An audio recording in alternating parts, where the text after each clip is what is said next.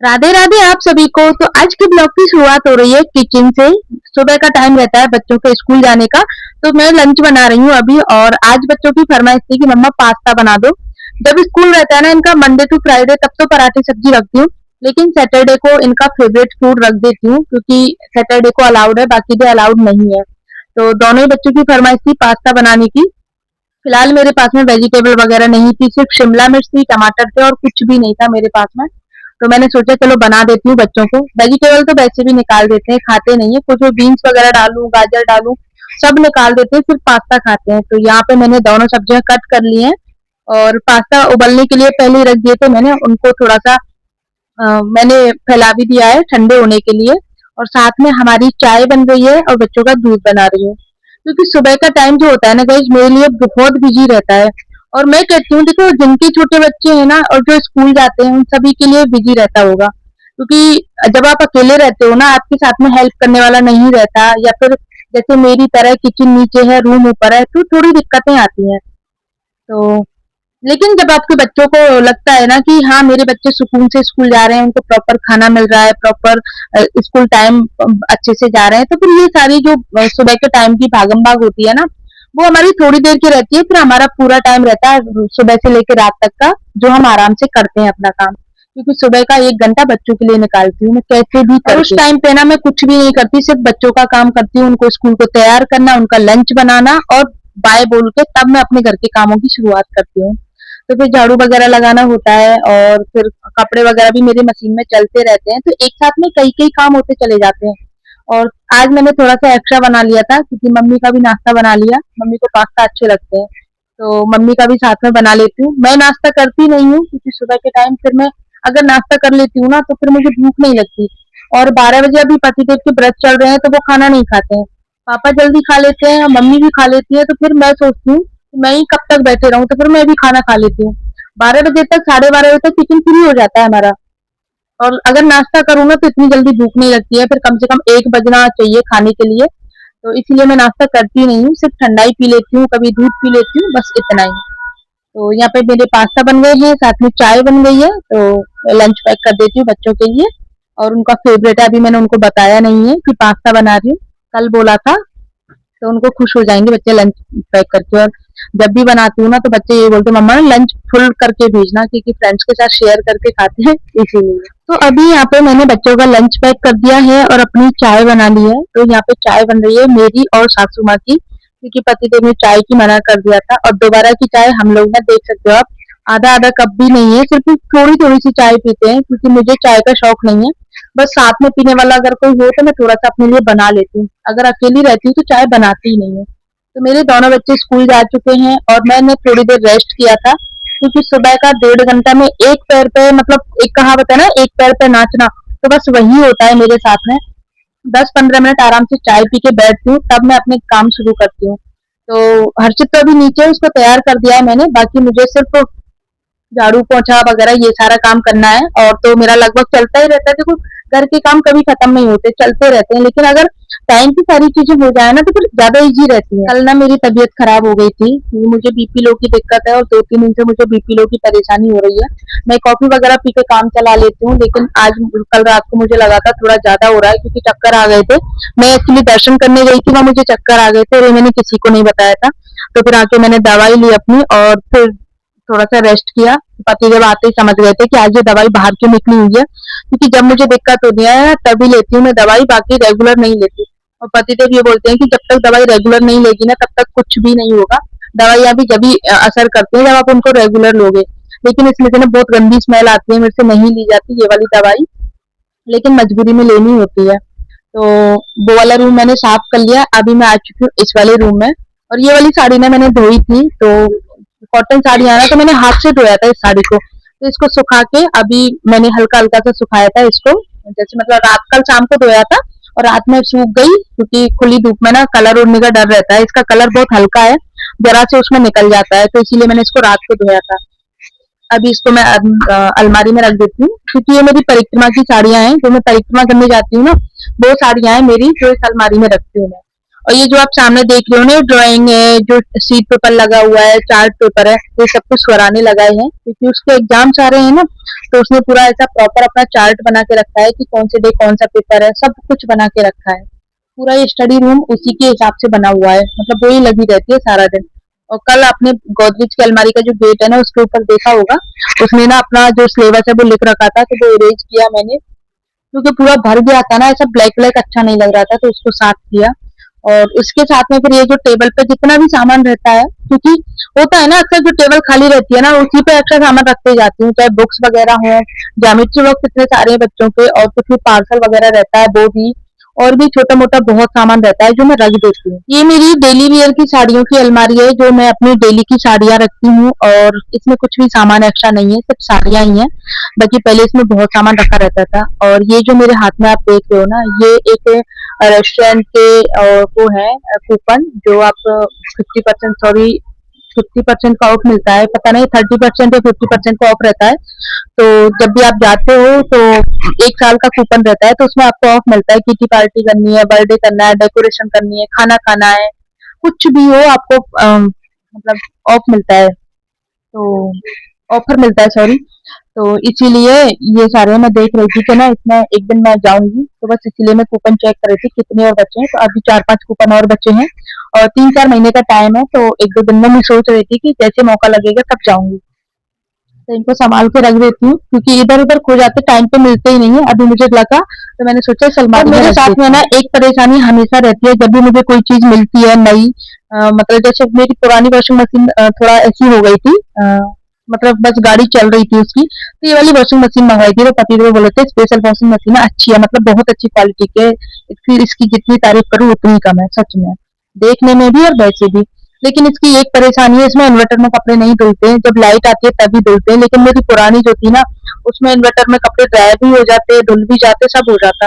अब हमारे यहाँ लाइट नहीं आती है, सुबह 6 बजे चली जाती है, 8:30 बजे लाइट आती है, तब तक कपड़े पड़े रहते हैं, और क्योंकि लाइट में धुलते नहीं है, काफी सारे पंखे चलते हैं, तो इन्वर्टर काम नहीं करता, फिर तो मुझे बैठे रहना पड़ता है। जब सारे कपड़े लाइट आ जाती है तब जाके सारे कपड़े धुलते हैं, और फिर जब कपड़े वगैरह धुल जाते हैं अपने रूम का काम हो जाता है, फिर मैं आती हूँ नीचे किचन में, तो इतने में दूध भी आ जाता है। तो दूध आजकल हमने चेंज कर दिया था, जो गांव से ही आता है दूध, और वो अच्छा आता है, क्योंकि पहले जो दूध आता था ना तो वो आता तो गांव से ही था, लेकिन जो दूध वाला था ना वो ही देने आता था यहाँ पर, लेकिन अभी कहीं जानकारी के हिसाब से लगवाया है तो दूध अच्छा आता है। तो यहाँ पे ना मैं मम्मी का पास्ता गरम कर दिया है मैंने, तो मम्मी को नाश्ता दे देती हूँ, अपने लिए ठंडाई बना लेती हूँ, और राधे बर्तन साफ कर दिए थे राधे ने, तो ये बर्तन रैक में लगा देती हूँ, क्योंकि पानी इसमें से थोड़ा सा सूख जाता है ना, तब मैं रैक में लगाती हूँ। पहले क्या होता था, हमारा खारा पानी था, बहुत पहले की बात करती हूँ, जब मैं शादी करके आई थी ना उस टाइम पे खारा पानी था, और बर्तन वगैरह लगते थे ना तो सब साफ होते ही रैक में लगा देते थे। तो उसकी वजह से ना जंग लग गई सारी रैक्स में, तो उनको साफ किया, उनको साफ करवाया, चेंज करवाया, तब जाके फिर अब ये जाली वाला रखा है, और बाद में बर्तन लगाती हूँ मैं। और जो हमारी राधे है ना वो सारे बर्तन ऐसे उल्टे करके रखती है, तो इतना पानी भी नहीं रहता उन बर्तनों में। तो इसका ये बेनिफिट है हमें, तो रैक वगैरह खराब नहीं होती है। खासकर जब आपकी रैक स्टील की हो ना तब ज्यादा दिक्कत आती है, खारे पानी का तो आप पूछो ही मत, बहुत मुश्किल से हमें खारे पानी से निजात मिली थी, क्योंकि ना बाल धुलते नहीं थे, कुछ भी कपड़े वगैरह में साफ नहीं लगता था, इतना ज्यादा बेकार पानी था। फिल्टर भी आए दिन खराब होता था, क्योंकि खारा पानी जब रहता है ना तो फिल्टर बहुत कम काम करता है। तो जैसे तैसे करके फिर अब नल का कनेक्शन हुआ, 5 साल हो गए जब से नल के कनेक्शन हुए ना, तब से तो बहुत अच्छे से नल आते हैं, बहुत अच्छे से सब काम होता है। पिछले 2 दिन से ना मेरे साथ में ऐसा हो रहा है कि जब मैं किचन में आती हूँ ना, क्योंकि सुबह मैं किचन का काम करती हूँ, बच्चों को तैयार करती हूँ 1 से 1.5 घंटा लगातार, उसके बाद फिर लाइट नहीं आती तो फिर कपड़े वगैरह का हो जाता है, साथ में झाड़ू पोछा, और फिर तुरंत ही मैं किचन में आ जाती हूँ। उस टाइम पे मुझे इतनी गर्मी लगती है, और हमारा किचन फुली पैक है, कहीं से भी वेंटिलेशन कुछ हवा का कुछ भी नहीं है कि एक विंडो भी हो। पहले हमारी किचन में विंडो थी, लेकिन वो पीछे वाले किसी ने मकान बना लिया तो वो विंडो बंद हो गई, तो कुछ भी ऐसा नहीं है। चिमनी का तो आपको पता है ना कितना काम करती है चिमनी, थोड़ा बहुत ही धुआं लग खींचता है, लेकिन जो गर्मी जो रहती है ना किचन में वो तो रहती है। एडजस्ट फैन मतलब फैन भी लगा रखा है जो हवा देने के लिए, लेकिन वो भी गर्म हवा लगती है उससे, तो उसको मैं चलाती ही नहीं हूँ, क्योंकि दूध वगैरह गर्म होता है ना, तो वो जो पंखे की हवा है ना वो डायरेक्ट गरम गरम आती है, क्योंकि दूध की भाप होती है साथ में पंखा हवा देता है, तो और ज़्यादा गर्म हवा लगती है, तो इसी वजह से मैं नहीं चलाती उसको। तो अभी ये सारा काम मेरा लगभग कंप्लीट हो गया है, फिर मैं अपना किचन का काम करूँगी। किचन में खाने में बनाना है, देखना है क्या बनाऊँ। मम्मी से पूछ के ही बनाती हूँ, क्योंकि सबसे ज़्यादा परेशानी यही रहती है ना कि आज खाने में क्या बनाऊँ? क्योंकि सुबह दाल बनती है और दाल हमारे फिक्स है, मूँग की, उड़द की, अरहर की, ये 3 दाल बनती है। तो अरहर की दाल के लिए चावल बनते हैं और मूँग की दाल के लिए पालक होता है तब बनती है। बच जाती है उड़द की दाल, तो उड़द की दाल का तो ये रहता है हर दूसरे दिन बनती है, क्योंकि हमारे घर में फेवरेट है हमारे ससुर जी की उड़द की दाल। अगर कोई सब्जी सुबह पसंद में ना आए ना कि क्या बनाऊँ, तो उड़द की दाल बना दो, खुशी-खुशी खा लेते हैं। बाकी मूँग की दाल के लिए भी रोज़ के नाटक रहते हैं कि यही बना दिया या फिर और कुछ सब्जी बना दो तो भी यही रहता है। तो मम्मी ये बोलती है कि ना तू कुछ भी मत पूछा कर, तू सुबह उड़द की दाल बना दिया कर और तुम्हें अगर नहीं खानी हो तो अपने लिए दूसरी सब्जी बना लिया करो। तो भाई मुझे पसंद नहीं है उड़द की, कभी-कभी हो जाता है मतलब महीने 2 महीने में, लेकिन डेली नहीं खा सकते, क्योंकि हर चीज़ का जो कितनी भी फेवरेट हो ना आपकी कोई चीज़, और अगर आपको वो डेली खाने को मिले ना तो उससे मन खराब हो जाता है। यार मैं कंपनी को यहाँ में चाय वाय इतनी ज्यादा गाड़ी में आए ना। हाँ चाय गाड़ी। हाँ ज्यादा गाड़ी है जाए चाय फिर।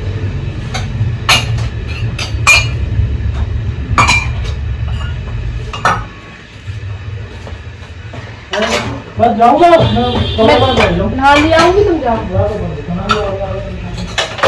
अच्छा ना बाकी तो गई 2-3 दिन की।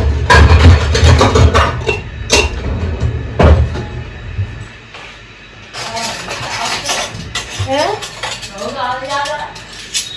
हाँ पता ना मथुरा एडमिट बताए, मथुरा एडमिट बताए। बहू का टूट गया, छोरी के पैर वैर में लग गई बताई।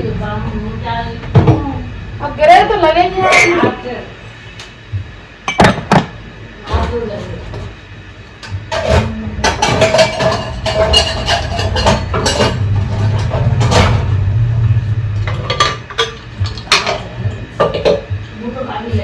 हाँ नहीं पापा ने मना कर दी, पापा ने मना कर दी। आज के ब्लॉग में ना आप लोगों को एक चीज में आप खुद भी महसूस करोगे और मैं बता भी देती हूँ कि यहाँ पे ना काफी टाइम के बाद में मेरी और मम्मी की ऐसे बात हो रही है। वैसे मैं ऐसा नहीं है मैं मम्मी से बोलती नहीं हूँ, लड़ाई नहीं नहीं, ऐसा कुछ नहीं है, लेकिन हमारे ना थोड़ा सा ऐसा बॉन्ड है कि कम बोलते हैं ना, मैं मम्मी से ज्यादा बोलती हूँ ना मम्मी मुझसे कुछ बोलती है, जब काम होता है ना उतना ही बोलते हैं।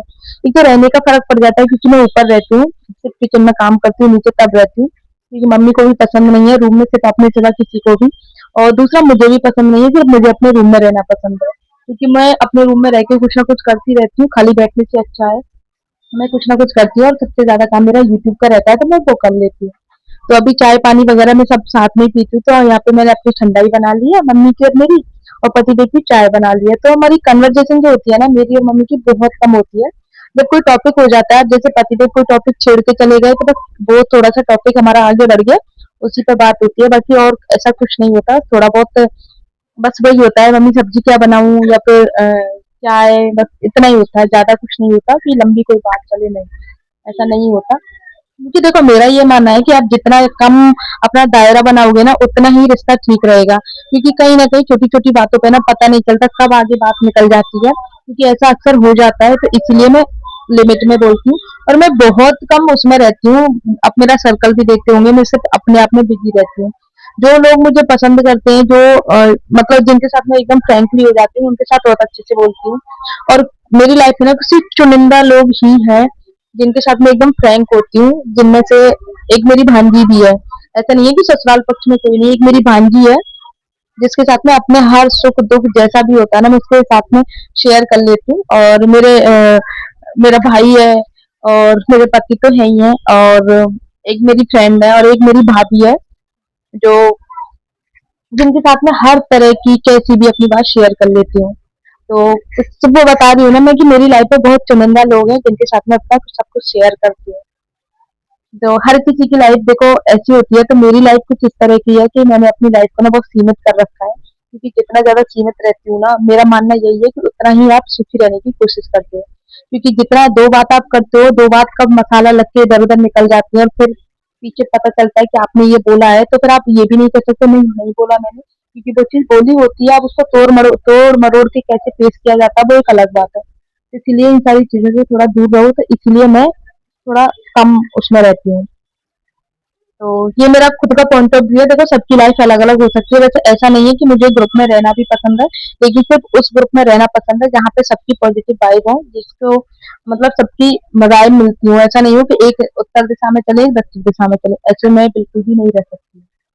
तो इसी के साथ में आज के ब्लॉग को भी एंड करती हूँ। आई होप आप लोगों को अच्छा लगा। अच्छा लगे तो प्लीज़ वीडियो को लाइक, शेयर, कमेंट कर देना। मैं इस चीज़ को ना हर बार बोलती हूँ, लेकिन फिर भी आप लोग लाइक नहीं करते। आप लोग लाइक कर दिया करो।